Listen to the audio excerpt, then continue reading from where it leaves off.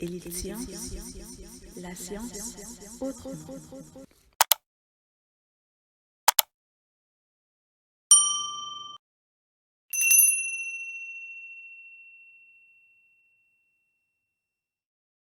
J'espère que vous allez bien. Voilà, donc nous sommes les élèves de première S et on s'excuse encore une fois à propos de l'émission Sam du Mat, comme vous le savez, qu'on devait faire aujourd'hui. Mais malheureusement, comme nous l'avons expliqué, il y a beaucoup d'élèves qui nous ont contactés pour nous dire que bon, nous avons une discipline. Voilà, kon tollaguñ ci yenn chapitre et vraiment comme on veut faire profiter à tout le monde donc on peut pas favoriser certains et défavoriser d'autres quoi mais bon comme actuellement ñu ngi ci travail de la force électrostatique on a prévu donc de vous mettre la synthèse du cours avec un exercice corrigé que vous aurez qui sera toujours dans la playlist. D'accord. Acha, donc on y va pour maintenant l'expression du travail de la force électrostatique. Comme vous le savez, donc le travail c'est toujours force scalaire déplacement, n'est-ce pas? Ici, nous avons affaire à la force électrostatique F qui est égale à QE. D'accord. Donc on peut avoir F scalaire AB, on peut dire aussi QE scalaire AB, n'est-ce pas? Donc et ceci est égal à QE delta X, donc avec delta X qui est donc la variation de position, donc c'est position finale moins position initiale, on est d'accord. Vous allez voir tout de suite le Q, le négatif, il y a un petit schéma qu'on vous a préparé. Maintenant ici, QE delta X aussi, on peut dire que c'est égal à, boudé on a mis la position initiale devant, donc dans un x initial moins x final, n'est-ce pas? Donc avec là ce sera positif, donc QE delta x avec delta x égale x initial moins x final, d'accord. Donc et là on vous dit que E est dirigé dans le sens des potentiels décroissants et aussi donc E est uniforme, d'accord. Et je crois que même quand on a vu la synthèse sur le cours avec les forces et champs électrostatiques, donc on savait que entre deux plaques, donc le champ est toujours uniforme, d'accord. Voilà, donc les lañ doon expliquer léegi xam nga vous savez que avec l'énergie avec la force électrostatique, la plaque négative d'habitude moom la ñuy jël comme origine, d'accord. Dinañ ko expliquer léegi à propos de ce point sur l'énergie potentielle électrostatique. Léegi si le travail entre plaque négative plaque positive et plaque négative, parce que eux c'est toujours dans le sens des potentiels décroissants, donc potentiel décroissant plus vers moins, d'accord.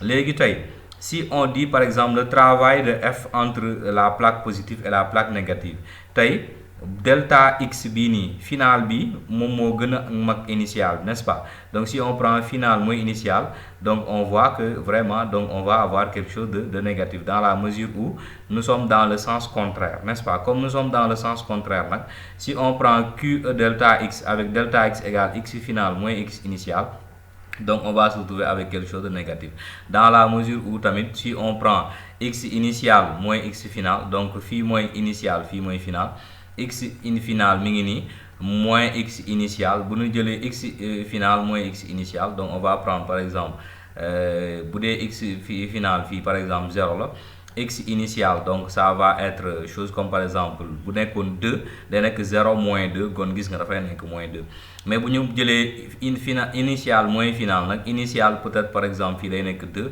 moins initial 0, donc tu vois que delta x va être positif, d'accord. Léegi on va parler de l'énergie potentielle électrostatique, donc on vous dit que l'énergie potentielle électrostatique moom c'est QEX, Q multiplié là, c'est-à-dire Q la charge, donc multiplié par E le champ électrostatique multiplié par x qui est la position du point par rapport à la référence. Donc comme je l'ai dit, la référence est sur la plaque négative. Donc bu ñu jëloon fii un point par exemple à x égale 2, on peut calculer l'énergie potentielle électrostatique en faisant Q, maanaam la charge multipliée par la valeur du champ électrostatique multipliée aussi par la position x qui est égale à 2. Léegi Q bi après nag dinañ si ñëw tuuti parce que beaucoup d'élèves nous posent des questions sur le Q. Xam nga Q c'est la charge. Léegi nag cette charge là elle peut être soit positive soit négative. Si on a affaire à un électron par exemple, xam nga électron c'est chargé négativement, donc c'est moins 1,6 10 puissance moins 19 coulombs. C'est bon. Si on a affaire à un proton, dafay nekk une charge positive, mais c'est toujours la charge élémentaire E qui est égale à 1,6 10 puissance moins 19 coulombs, n'est-ce pas? Si on a affaire à un anion ou bien un cation, ce sont des ions. Les ions peuvent être soit chargés positivement, ñu nekk ay cation, soit chargés négativement, ñu nekk ay anion. Un ion généralement il va avoir 2 charges, 3 charges, il va avoir peut-être n charges électriques, n'est-ce pas? Mais nga xam toujours Q égale NE, avec n qui est le nombre de charges électriques, n'est-ce pas, multiplié par la charge élémentaire. Si c'est un cation, on va avoir une charge positive. Si c'est un anion, on va avoir une charge négative. Il y a des données qu'on ne va plus vous donner, donc comme une charge élémentaire 1,6 10 puissance moins 19, ça vous devez le savoir, n'est-ce pas? Voilà, donc on continue. Donc en nota bene, l'axe OX a la même direction que E est orienté de sens contraire. Donc moi je vais expliquer ici. Boudé E ni la demain, donc l'axe va aller de ce côté. Boudé E c'est de l'autre côté, donc l'axe aussi va aller donc dans le sens contraire. C'est bon. Après, le niveau de référence des énergies potentielles est sur la plaque négative. Avec énergie potentielle, les gars, il faut toujours une référence. En électrostatique, c'est la plaque négative qui est la référence. D'accord? Parce que moi, tout donc c'est là où quand même nous avons le plus petit potentiel. Mon motax bu touti bi ken lañuy jël mom moy donne référence, n'est-ce pas?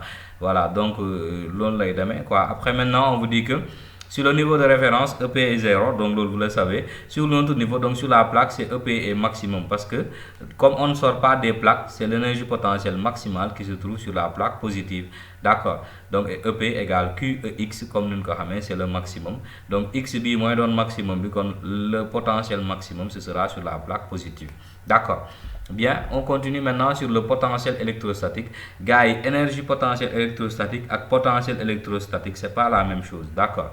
Le potentiel, d'habitude, on le note V. On vous dit que c'est l'énergie potentielle que posséderait une charge témoin d'un coulomb placée au point en question. Donc, le potentiel en un point, c'est l'énergie potentielle que possède une charge témoin placée au point. Donc, si on prend une charge témoin d'un coulomb, si on prend une autre charge, on n'a pas un coulomb. Donc, on peut définir son potentiel.